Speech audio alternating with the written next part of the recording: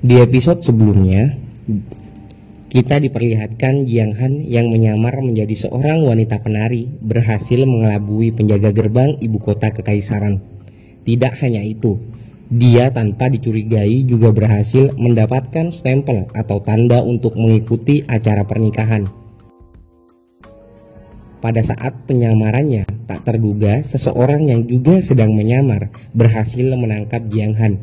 Dia menarik Jiang Han dan bersembunyi di dalam air. Kejadian tersebut membuat para prajurit kekaisaran dan Pang Tong menunggu Jiang Han dan orang tersebut keluar dari dalam air. Kedatangan mereka juga dengan niat mencari kakak Yu yang sedang kabur. Pertemuan tak terduga pun terjadi. Tanpa disangka, orang yang sedang menangkap Jiang Han ternyata adalah kakak Yu yang menyamar dan berusaha kabur dari kejaran prajurit. Oke, seperti biasa, jangan lupa untuk like, komen, dan subscribe-nya agar admin tambah semangat lagi untuk kedepannya. Untuk link traktiran sudah admin sediakan di kolom deskripsi di bawah. Dan ya, semoga video kali ini dapat menghibur teman-teman sekalian. Cerita kali ini dimulai dari kakak Yu yang sedang bersembunyi dari kejaran para pelayan dan Pang Tong. Diam dan sembunyilah dengan baik, ujar kakak Yu kepada Jiang Han. Wajah Jiang Han langsung berubah serius. Pasalnya, kakak Yu seharusnya mengetahui identitas asli Jiang Han yang sedang dalam penyamaran. Jiang Han di sini merasa ada yang tidak beres pada kakaknya. Dari sinilah Jiang Han berjanji akan membawa kakaknya kabur dan pergi meninggalkan ibu kota kekaisaran. Putri, aku tahu kau berada di sana. Aku akhirnya menemukanmu, ujar Pang Tong dari arah sisi kolam yang berlawanan. Mendengar teriakan itu, Jiang Han segera menarik kakak Yu ke dalam air untuk bersembunyi kembali. Jiang Han memberi kode kepada kakak Yu untuk tidak bergerak dan tetap bersembunyi di dalam air. Karena kejadian di luar dari rencana, maka Jiang Han berniat membawa kakak Yu ke dalam Demon Locking Tower untuk bersembunyi. Hal itu dia lakukan karena hanya di sana tempat paling aman untuk saat ini. Pang Tong yang berada di atas permukaan terlihat sudah tidak mampu menahan emosinya. Kemudian dia berkata, "Tampaknya kandang besar di ruanganmu benar-benar cocok untukmu agar tidak melarikan diri lagi." Kandang? Jiang Han yang mendengar Pang Tong mengatakan hal itu menjadi sangat marah. Satu persatu keanehan yang dirasakan oleh Jiang Han mulai terungkap. Lalu Pang Tong kembali berkata, "Ketahuilah, semua yang aku lakukan itu demi kamu. Akulah yang sebenarnya meminta kepada kaisar untuk menghentikan obatnya dan membiarkanmu menemuiku agar dapat membuatmu bahagia. Aku bahkan rela menyamar menjadi adik sampahmu itu. Apa omong kosong yang sering kau katakan, ingin segera pulang untuk bersama adikmu? Kau bahkan sudah sangat berkorban untuk dia, tapi dia malah menikahi orang lain di kota Piaksui. Kakak adik macam apa kalian? Bahkan kalian tidak terikat hubungan darah." Oke, sedikit mengingatkan bahwa status kakak Yu di keluarga Jiang Han juga sebagai saudara angkat ya. Artinya di sana bukanlah rumahmu untuk pulang. Kau adalah bagian dari keluarga kekaisaran. Kau akan selalu menjadi putri kekaisaran dan menjadi istriku untuk selamanya. Mendengar kenyataan yang dikatakan oleh Pang Tong, kakak Yu yang telah lupa karena efek obat kembali mengingat tentang siapa dirinya. Serpihan-serpihan ingatannya mengatakan jika dia bukanlah putri Lican dari kekaisaran. Dia mengingat bahwa dirinya adalah Jiang Chu dari keluarga Jiang. Jiang Han kemudian menggunakan transmisi suara pada kakaknya untuk mengatakan apa yang sebenarnya diinginkan untuk saat ini dan menyerahkan sisanya pada Jiang Han. Aku hanya ingin kembali ke rumah keluarga Jiang dan bersama kembali dengan saudaraku, jawab Kakak Yu. Baiklah, dengan jawaban seperti itu sudah cukup bagiku. Aku berjanji akan membawamu pulang. Di sisi lain, Pang Tong yang sudah kehilangan kesabaran kini bersiap untuk melakukan sesuatu agar Kakak Yu keluar dari dalam air. Karena kau tidak bisa melupakan saudara sampahmu itu, maka biarkan aku menghancurkan masa lalumu agar kau berdiri di sisiku. Pan Tong segera menyerang permukaan air dengan tekniknya. Akan tetapi, dari dalam air Jiang Han juga melakukan serangan untuk menghalau teknik milik Pang Tong. Benturan kekuatan keduanya pun membuat air kolam bergemuruh hingga naik cukup tinggi ke atas permukaan. Di sini Jiang Han mengatakan pada saudaranya untuk tidak bergerak terlebih dahulu dan tetap bersembunyi di dalam air. Hei, siapa di sana? Kenapa aku tidak menyadari hawa keberadaannya? Gemuruh air perlahan berubah menjadi gemuruh petir. Dari dalam bayang-bayang, Jiang Han memperlihatkan wujud dirinya yang saat ini dalam bentuk mode naga leluhur. Di sini Pang Tong terlihat tidak percaya jika Jiang Han juga berada di ibu kota. Jadi kalian berdua ada di tempat ini? Apa kau buta hingga menanyakan hal semacam itu padaku? Semua pengakuanmu yang kudengar dari tadi hanyalah omong kosong. Jadi itu benar-benar kau. Kalian berdua beraninya datang dan menerobos ke dalam istana. Mendengar ucapan dari Pang Tong di sini sempat membuat Jiang Han bingung, karena jelas jika dirinya menerobos masuk ke ibu kota. Dan mengapa Kakak Yu juga dianggap telah menerobos ke ibu kota. Jadi saat aku mengalahkan bayi itu ternyata akibat bantuan dari Kakak Yu ya. Sekarang aku sudah mengerti situasinya. Di sisi lain terlihat Kakak Yu yang berjalan perlahan seperti akan kabur dari tempat persembunyiannya.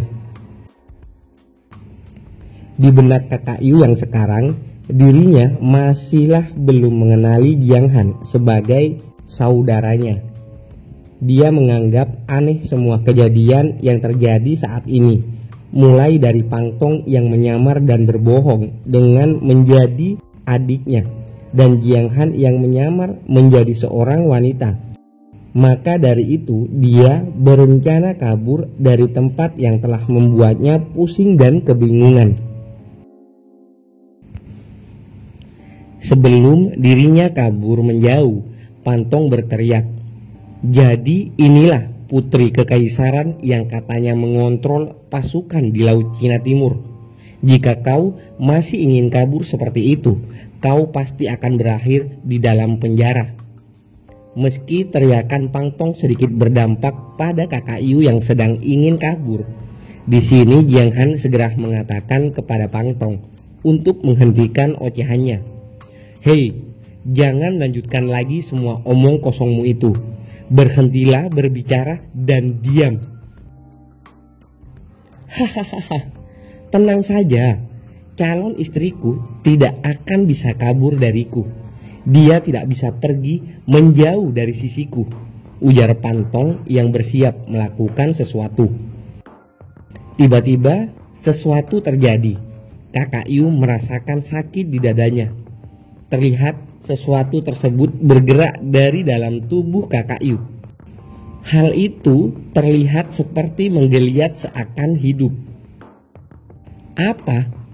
Jangan-jangan itu adalah ulatku. Yang benar saja. Dasar, ungkap Jiang Han yang baru mengetahui jika di dalam tubuh saudaranya ternyata terdapat ulatku. Di sini dijelaskan tentang apa itu ulat gu. Jadi, setelah ulat gu memasuki tubuh, ulat gu wajib diberikan obat-obatan untuk membesarkannya. Nah, ketika ulat gu sudah dewasa, hal itu dapat menyebabkan kita kehilangan pikiran dan ingatan. Orang yang ditanamkan ulat gu akan melupakan semua masalah mereka hingga dapat riang kembali seriang anak-anak. Di balik semua itu terdapat ibu atau induk ulat gu, di mana saat induknya keluar, korban akan menjadi boneka atau mayat hidup dan bisa dikendalikan oleh seseorang yang memiliki induknya. Tenang. Aku harus tenang dan mengontrol emosiku. Aku tidak boleh gegabah. Secara perlahan, Kakak Yu sekarang berjalan mendekati tempat Pantong berada. Dia benar-benar seperti mengikuti perkataan dari Pantong. Hihihi. Ketika Kaisar memberiku ulat induk gu, sebenarnya aku tidak berniat untuk menggunakannya seperti ini. Karena aku sangat mencintainya dan berharap dia membalas perasaanku. Aku sudah memberi dia kesempatan, namun sayang sekali dia tidak pernah mau untuk menghargai perasaanku. Lihatlah bagaimana saudarimu sekarang tunduk dan mematuhi semua keinginanku. Apa? Permainan? Kau menganggap ini sebuah permainan? Dia bukanlah sebuah mainan yang bisa dipermainkan seenakmu. Kalian akan aku bunuh secepatnya karena berani membuat saudariku seperti ini. Lalu Jiang Han berteriak sangat keras. Dengan cepat, petir dan angin kembali berputar-putar di sekitar Jiang Han. Di area tempat tersebut, suasana juga menjadi sangat mencekam. Tidak lama setelahnya, teriakan dari para prajurit yang dibawa oleh Pantong terdengar menjerit kesakitan. Dengan cepat, petir besar menyambar mereka. Santuari yang tidak pernah kulihat. Kekuatannya berfokus dengan elemen angin dan petir. Dan yang lebih buruknya lagi, petir ini menyambar langsung ke jiwa seseorang, ujar Pantong yang mencoba bertahan dari sambaran petir milik Jiang Han. Pantong yang tidak mau kalah juga bersiap melakukan sesuatu. Dia mengeluarkan seluruh kekuatannya untuk menghadapi Jiang Han. Bagaimanapun, kau hanya berada di ranah Sain. Aku tidak akan kalah dengan mudah, dan kupastikan tidak akan ada yang bisa menyelamatkanmu sekarang, ujar Pantong yang masih menganggap Jiang Han berada di ranah Sain. Gesekan antar kekuatan pun terjadi. Aura mereka bertabrakan. Hal itu juga dapat dilihat dari kejauhan. Di sini, Kaisar mengira Pantong sedang bertarung dengan Kakak Yu. Dan ternyata Pantong, calon suami Kakak Yu, diberi hak khusus untuk menggunakan kekuatannya di ibu kota. Orang di sebelah Kaisar menanyakan kepada Kaisar, kenapa Pantong tidak menggunakan ulat gu yang ada di dalam tubuh Kakak Yu saja daripada harus bertarung seperti itu. Akan tetapi, Kaisar tertawa menanggapi pertanyaan tersebut. Kaisar menganggap Pantong yang berumur 25 tahun sangat kuat dan bersemangat. Masa depannya tidak terbatas. Dunia ini perlahan akan dikuasai oleh anak muda seperti Pantong. Meski ibu kota tidak akan hancur dengan kekuatan yang dimiliki oleh Pantong, Kaisar mengatakan untuk segera membatasi pertarungan tersebut agar tidak terlalu memakan waktu. Di tempat lain diperlihatkan juga seseorang komandan penjaga kekaisaran yang bernama Wei Xin, Rana Juedian. Dia juga sedang mengamati pertarungan Pantong yang menurutnya agak berlebihan dalam menggunakan kekuatannya. Suruh bagian keamanan untuk mengaktifkan perisai pelindung bagian barat daya kota. Usahakan para tamu agar tidak melihat kekacauan ini, ujarnya memberi perintah kepada salah seorang prajurit. Beberapa saat setelah dia mengatakan untuk mengaktifkan pelindung, tiba-tiba sesuatu yang lebih besar membuat komandan terkejut. Wajahnya tampak khawatir saat merasakan sebuah kekuatan yang lebih besar baru saja muncul. Beberapa prajurit yang merasakan hal yang sama berteriak, "Apa yang terjadi? Gawat, apakah kota kekaisaran sedang diserang?" Selain teman-teman Jiang Han, mereka yang ada di ibu kota tidak mengetahui kekuatan besar yang kini hampir dirasakan oleh seluruh orang di ibu kota kekaisaran adalah kekuatan milik Jiang Han. Daxia juga merasakan hal yang sama. Apa? Kenapa dia melakukannya saat ini? Bukankah ini kekuatan milik Jiang Han? Sial, rencana belum sepenuhnya siap dan dia sudah memulainya, ujar dari Oyangshu. Saking besarnya tekanan kekuatan yang Jiang Han gunakan, itu menyebabkan semua orang yang berada di ibu kota, baik para tamu dan orang biasa, dapat merasakannya. Cerita kemudian berpindah. Tampak seseorang dengan sebuah pedang yang telah berlumuran darah. Itu adalah darah milik Pantong yang saat ini kondisinya telah kehilangan salah satu tangannya.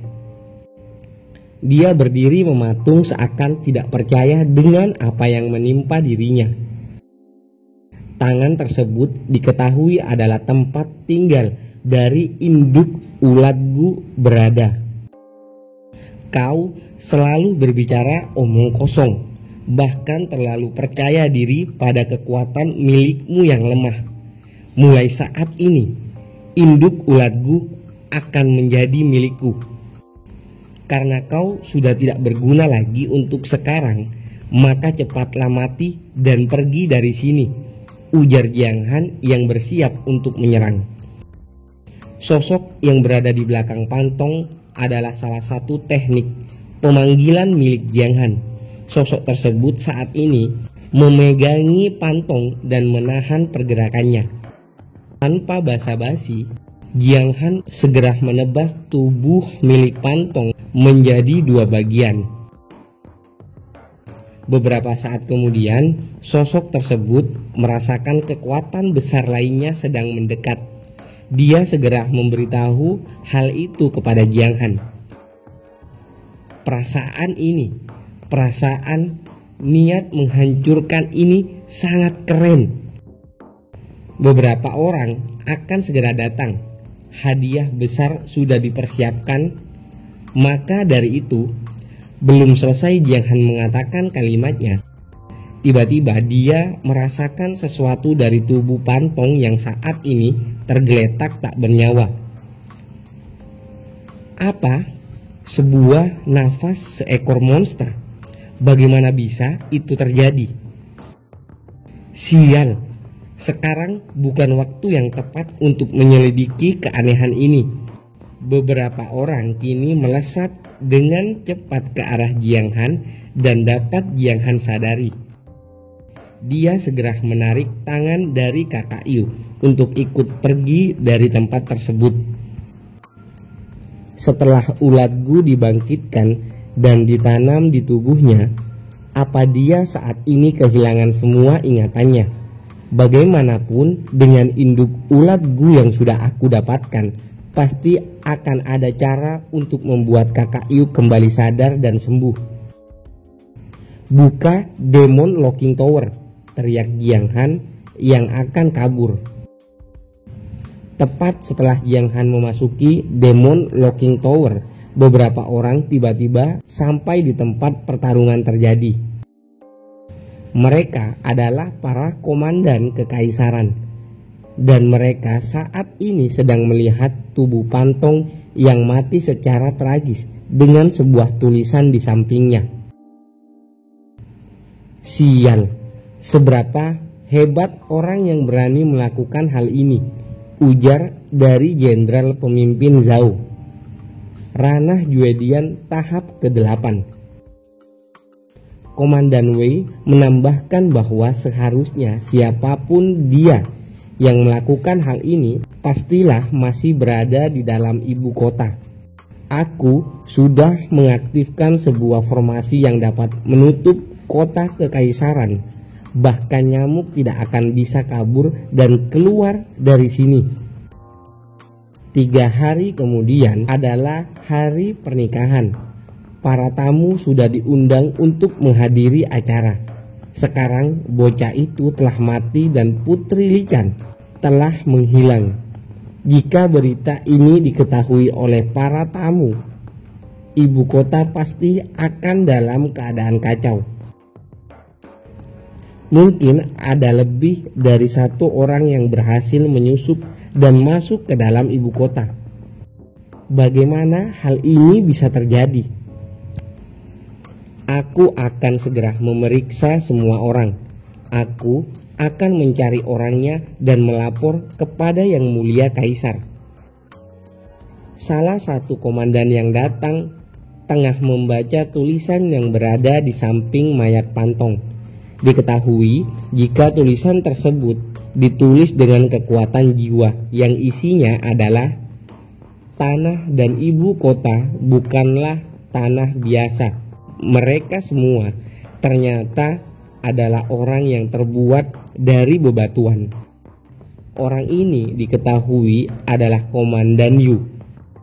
Tingkat kultivasi tidak diketahui. Untuk mencegah orang agar tidak dapat menyusup dari bawah tanah, aku sudah mempersiapkan banyak besi yang ditanamkan di bawah tanah ibu kota. Dan darah dari tulisan di hadapanku bahkan dapat menghancurkan tanah sedalam 3 kaki. Ditambah seluruh penjaga di sekitar diserap jiwanya dan terbunuh hanya dalam 1 gerakan. Tidak banyak orang di dunia ini yang mempunyai kekuatan dan kemampuan jiwa seperti itu. Jadi siapa orang yang telah melakukan hal ini kepadaku? Aku sangat penasaran dengannya. Oke, sampai ketemu lagi di episode selanjutnya. See you.